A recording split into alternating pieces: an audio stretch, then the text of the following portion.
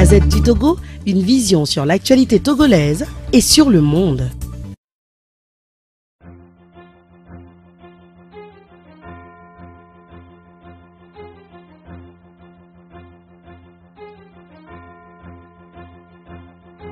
Je voudrais également remercier Maryse qui nous a permis de mieux recadrer les choses, parce qu'elle a dit que le principe du dialogue, je crois que c'est un principe indiscutable.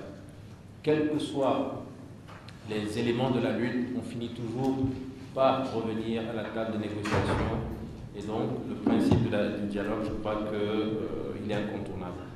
Elle a également parlé du contenu du dialogue et des conditions du dialogue. Pour ce qui est du contenu, je parle d'abord de ça. Je pense que le Front citoyen Togo Debout en a parlé à plusieurs reprises et je remercie Spero d'avoir à nouveau mis en lumière certains éléments qui, pour nous, sont incontournables. Monsieur Sekou vient en parler tout à l'heure. C'est le retour à la C92, à la Constitution de 92. C'est un contenu des négociations. C'est un pilier, pour reprendre le terme, je crois que c'est M. Sepp qui l'a dit, c'est un pilier du dialogue. On a parlé du gouvernement de transition avec des objectifs qui sont bien précis. C'est un gouvernement qui aura des missions bien précises avec un échéancier bien précis. C'est remettre en selle des institutions qui soient suffisamment crédibles pour redorer un peu le blason de notre pays, de notre nation.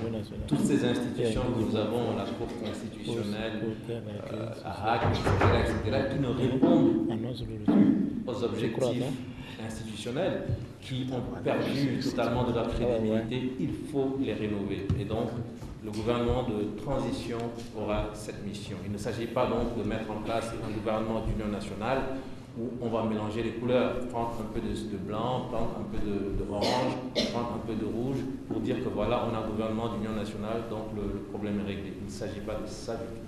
C'est un gouvernement de transition avec des compétences reconnues et qui aura donc des missions bien précises.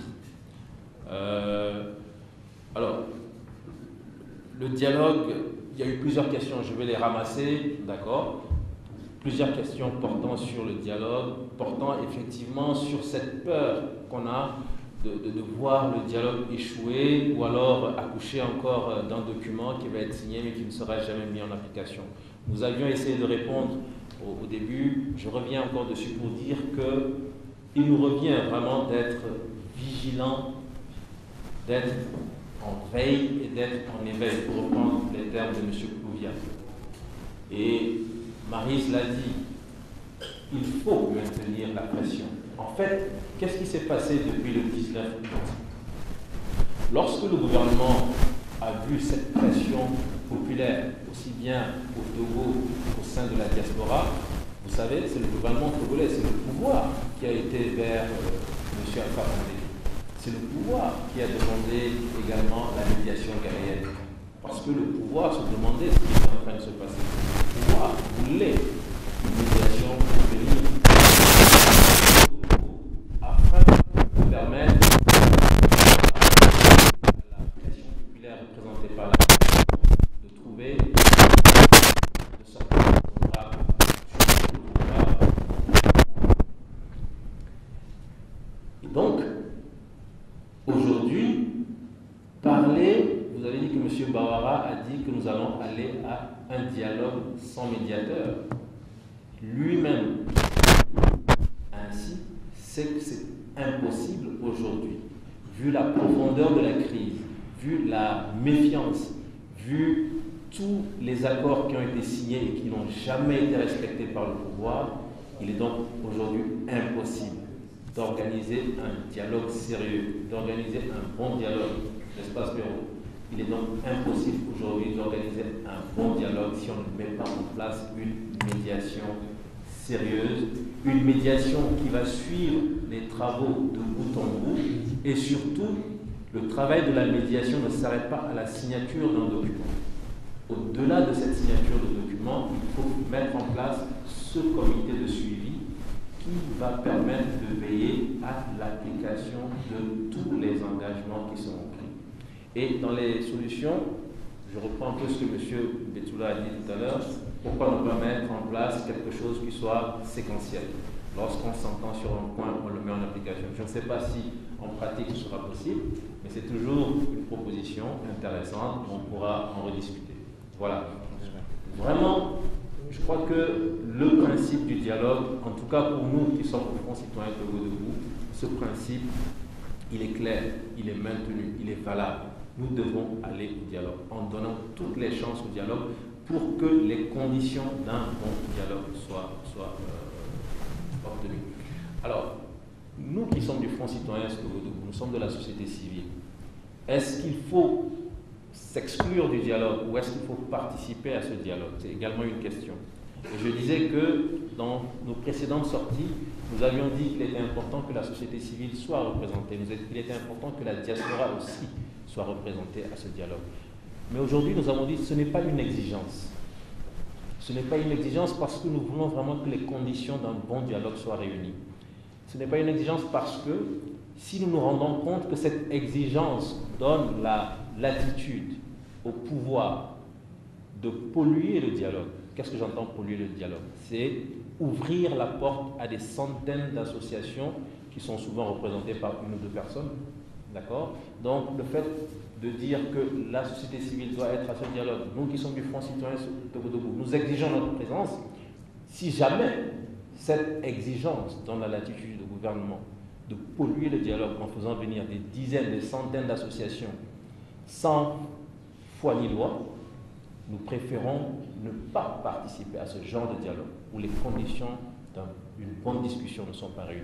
Nous préférons rester en retrait et là, veiller à ce que les discussions, les négociations se fassent entre les principaux protagonistes. Le pouvoir politique, le peuple représenté par la coalition des 14. Parce qu'il faut être réaliste. Aujourd'hui, c'est la coalition des 14 partis politiques qui porte la voix populaire. Et donc, les discussions vont se faire entre ce pouvoir politique et la coalition des 14, mais cela ne signifie pas que la société civile est totalement éteinte. La société civile en veille et en éveil s'assure que les différents engagements qui y seront pris, les différentes dispositions qui sortiront de ce dialogue seront des dispositions qui vont véritablement dans l'intérêt du peuple. Voilà donc de façon ramassée ce que je peux pour l'instant apporter comme élément de réponse.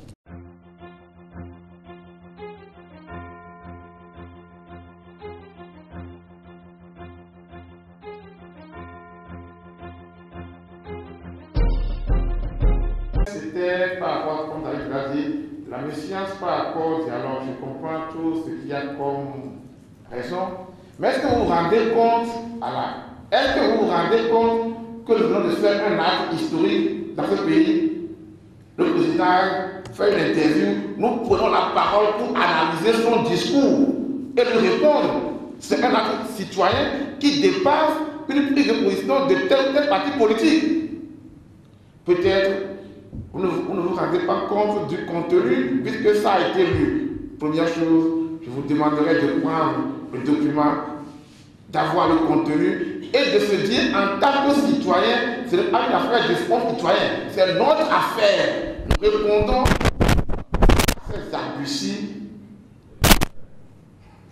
ces arguties, dans l'interview. Et donc là, la quête même du dialogue, plus la quête du dialogue ne peut pas exister si nous sommes déterminés, conscients, les choses ne peuvent plus aller comme avant. Je suis d'accord, en 2005, il y avait au Bas-Assemblée qui a parlé, 2017, n'est plus 2005. La conscience collective, elle a changé. Il n'y avait pas de Front Citoyen debout en 2005. Notre détermination, notre implication, notre changement de mentalité à ne plus seulement laisser la parole ni aux politiques, les partis politiques, ni même aux responsables du Front Citoyen. Le Front Citoyen doit nous interpeller tous comme acteurs. Et dans ce cas, nous pouvons alors multiplier la position du Front dans le quartier, dans le lieu de travail, pour dire que le dialogue ne peut plus se faire comme avant. Notre détermination est capitale. Je reprends un peu à M. Koubé. Voilà. Mais vous voulez, je comprends votre crainte, mais la prise de position pour dire que c'est un mouvement citoyen, ce n'est même pas laisser la parole, mais le champ aux partis politiques. Si nous avons décidé de ne pas exiger la participation au dialogue, c'est de façon stratégique. M. Apédio l'a déjà très bien dit, je ne veux plus revenir sur ça, mais ce qui me tient à cœur, c'est de dire, vous avez aussi dit que dans son interview, il a dit, si on était dans un état de droit, le Togo était un état de droit, on ne prendra pas le pouvoir par la rue. Si le Togo était état de droit, lui, peut-il venir au pouvoir dans ces conditions-là? Est-ce qu'il peut postuler? Impossible. Même dans notre déclaration, on a dit ça. Deuxièmement, et je suis d'accord avec vous, mais là aussi, on l'a dit. Mais comment un responsable politique peut commettre de graves fautes historiques, de dire que ce 92 a été voté par une assemblée monocolore et donc il y avait une autre assemblée monocolore qu'il a modifiée en 2002. Un instant.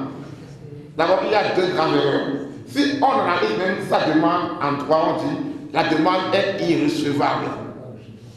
Et même l'analyse du contenu de ce texte renforce même l'exigence du retour au C92. Parce qu'en réalité, 92 a été adopté par le peuple. Donc, première erreur grave, un responsable, une autorité politique ne peut pas l'ignorer. Deuxième erreur, la conclusion argumentaire même, elle est fausse. Troisième erreur, de quel droit les juristes ont-ils pour monopoliser ce débat sous prétexte qu'on parle de constitution? Nous sommes des Togolais, nous avons notre mot à dire. Le droit n'est pas tombé du ciel. Le droit a une histoire et s'inscrit dans un contexte. Pire encore, un colloque ne peut pas se prétendre décider à la place du peuple. Et là encore, c'est à nous citoyens de dire, oui, j'aime les colloques, j'organise des colloques, mais un tel colloque ne peut pas on ne peut pas le dire. Ou bien alors, est-il le commanditaire du colloque? Tout cela, moi c'est pour dire que c'est à nous de décider. Ça ne peut même pas être aux gens du Front citoyen. Sommes-nous tous des citoyens? Si oui, nous avons une responsabilité. Moi, je n'ai pas peur pour le dialogue. Si notre détermination est ferme, le dialogue sera... On va nous faire des dialogues, mais pas des dialogues bidons. Ça, c'est à nous aussi de dire, on n'en veut plus. Il ne faut plus nous cacher derrière nos postes.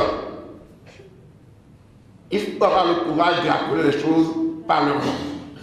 Et donc, je suppose que puisqu'il a écrit dans les colonnes de magazines internationaux, on lui répondra aussi par la publication. Et j'espère que les médias vont relayer notre mouvement historique pour dire que les citoyens se sont rassemblés pour répondre à cette interview du chef de l'État qui est venu et non avenu. Merci. La Gazette du Togo, une vision sur l'actualité togolaise et sur le monde. Rejoignez-nous sur le www.lagazettedutogo.com ou sur nos comptes Facebook, Twitter et YouTube. Pour tout contact, écrivez à contact@lagazettedutogo.com ou appelez le 92 80 88 53. La Gazette du Togo, c'est l'information en continu.